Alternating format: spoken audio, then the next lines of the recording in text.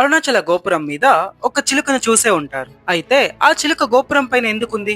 ఈ వీడియోలో తెలుసుకుందాం. 15వ శతాబ్దంలో బ్రాహ్మణ కుటుంబంలో జన్మించిన అరుణగిరి నాథర్ చిన్న వయసులోనే 1,00,000 సార్లు సుబ్రహ్మణ్య స్వామి మంత్రాన్ని జపించేవాడు. తల్లి తండ్రి మరణం తర్వాత అతను దారి తప్పి వేశ్య మహిళల సావాసంలో తన అక్క నుంచి డబ్బు అడిగి ఇబ్బంది పెడుతూ ఉండేవాడు. ఒక రోజు తన తప్పును తెలుసుకుని అరుణాచల గోపురం 3వ అంతస్తు నుండి దూకడానికి ప్రయత్నం చేసినప్పుడు సుబ్రహ్మణ్య స్వామి కృపతో అతని నాలుకపై బీజాక్షరాలు ప్రత్యక్షమవుతాయి. తర్వాత అతను 16,000 కీర్తనలను రచించి రాజమహల్లో ఆస్థాన కవిగా నిలిచాడు. ఇది చూసి సంబంధన్ అనే పండితుడికి అసూయ కలుగుతుంది.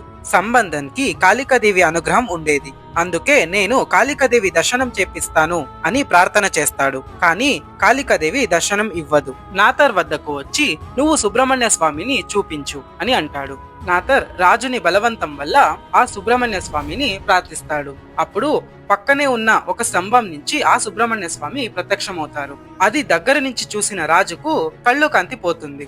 ఆ కళ్ళను తిరిగి పొందేందుకు ఒకే ఒక మార్గం, పైలోకంలో ఉన్న పుష్పం వల్లే అది అవుతుంది. అప్పుడు నాథర్ అరుణాచల గోపురంలో 3వ అంతస్తులో ఒక గదిలో తన శరీరాన్ని పెట్టి చిలక రూపంలో ఆ పువ్వుని తీసుకురావడానికి వెళ్తారు. దీన్నే అవకాశంగా తీసుకున్న సంబంధన్ అతని శరీరాన్ని తగలబెడతాడు. కానీ నాథర్ పుష్పాన్ని తెచ్చి రాజుకు కళ్ళను తిరిగి తెప్పిస్తాడు.